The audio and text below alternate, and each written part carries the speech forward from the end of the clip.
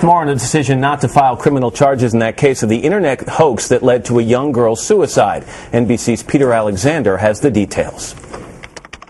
As cruel as the online messages 13-year-old Megan Meier received may have been, as painful the terrible result, the county prosecutor says there's no evidence of child endangerment, stalking, or any other crime.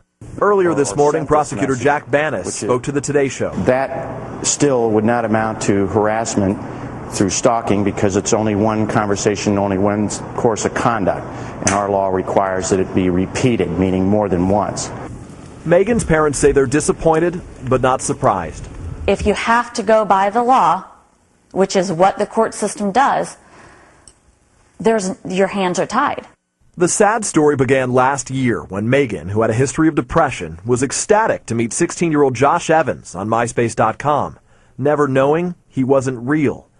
Prosecutors say the fake MySpace page was created by an 18-year-old woman who worked for one of the Meier's neighbors, Lori Drew.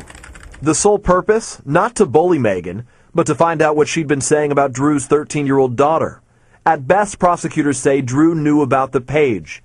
At worst, she instigated it and told her daughter what to write.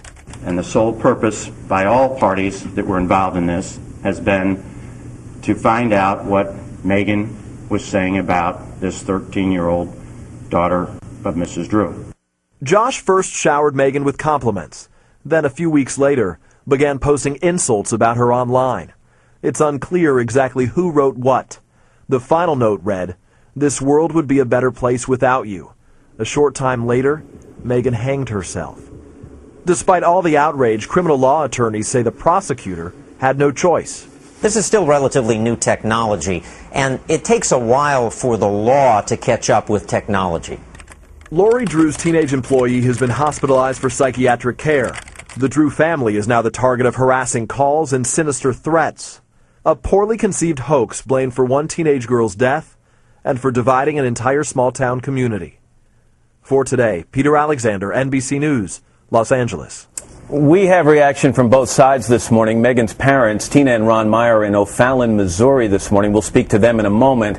But first, a Today exclusive. Jim Briscoe, Lori Drew's attorney, is with us. This is the first time anyone has spoken publicly on Mrs. Drew's behalf. Jim, good morning. Nice to have you here. Thanks for having me. Her reaction to the fact the DA is not going to press charges? Well, certainly she's happy with that decision, and we were confident that was going to be the case all along once the facts came out and once the prosecutor had a chance to look at all the facts. So much has been said and written about Lori Drew over the course of the last month or so. Why hasn't she come forward to tell her side of the story? Well, there was an investigation going on, and she did not want to interfere with that investigation. We were in contact at times with the prosecutors, and they were asking her questions. She cooperated fully, and she told them what she knew about the case and wanted to give them a chance to talk to all the witnesses. You've heard what's been said, that either she instigated this hoax, that she created this hoax, that she carried out this hoax, that she wrote the negative messages, she created Josh. What exactly was her role in this? Well, I certainly have heard all those things, and she did not create the MySpace account. She did not instruct anybody to create the MySpace account. She never made any communications through the MySpace account. What was her role then?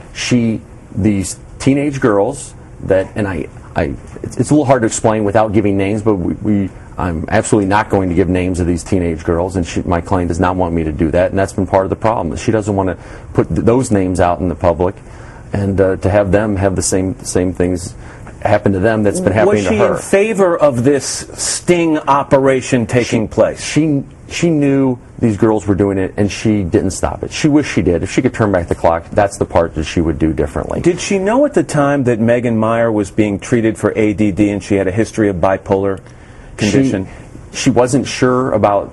She knew the ADD. The other stuff she wasn't sure. She thought maybe there was some condition that was similar to that, but she didn't know the specifics. Because that's the question people ask. If she had that information, how could she have let this go on? Well, first of all, everything as far as Ms. Drew knew was that all the communication was nice and polite, and there was no harassing going on. In fact, it's undisputed that there were no negative, mean comments, no cyberbullying at all until the last 24 hours before Megan took her own life.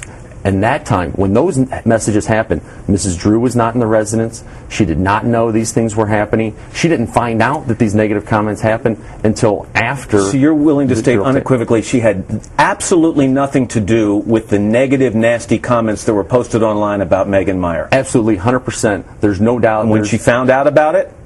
She didn't find out about it until after Megan had taken her own life. To what extent has the harassment now been targeting the Drews?